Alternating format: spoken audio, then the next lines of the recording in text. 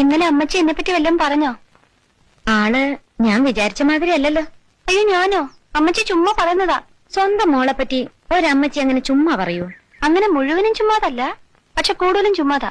Love affair ഇല്ലാത്തതാണോ? ഏതോ ഒരു മുസ്ലിം ബോയായിട്ട്? ആ അതാ ഞാൻ പറയാൻ വന്നേ. സത്യം കേൾക്കണോ? അഷ്റഫിനെ ഞാൻ കാണുന്നത്, അഷ്റഫ് എന്ന പുള്ളിക്കാരന്റെ പേര്.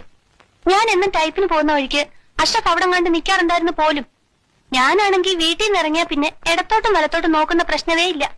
വീട്, type writing institute, type writing institute, വീട്, അങ്ങനെ. ഒരു ദിവസം അഷ്റഫ് എന്നോട് ചോദിക്കുക, ഞാനൊരു സാധനം തന്നാ വാങ്ങിക്കോന്ന്. എനിക്കങ്ങ് ദേഷ്യം വന്നു. എന്നാൽ എന്താ സാധനം എന്ന് നമ്മളൊന്ന് അറിഞ്ഞിരിക്കണമല്ലോ. അത് ആ നോക്കുമ്പോഴെന്താ ഒരു കത്ത്. കരണക്കുറ്റി നോക്കി ഒന്ന് പൊട്ടിക്കാൻ ആദ്യം എനിക്ക് തോന്നിയത്. പിന്നെ ഞാൻ ആലോചിച്ചു, അത് വേണ്ട. കത്തിൽ എന്താ എഴുതിയിരിക്കുന്നത് നമുക്കറിയണ്ടേ. പിന്നീട് ആ മനുഷ്യൻ കത്തോട് കത്താണ്. ഒരിക്കലും വാങ്ങിച്ചു പോയില്ലേ, പിന്നെ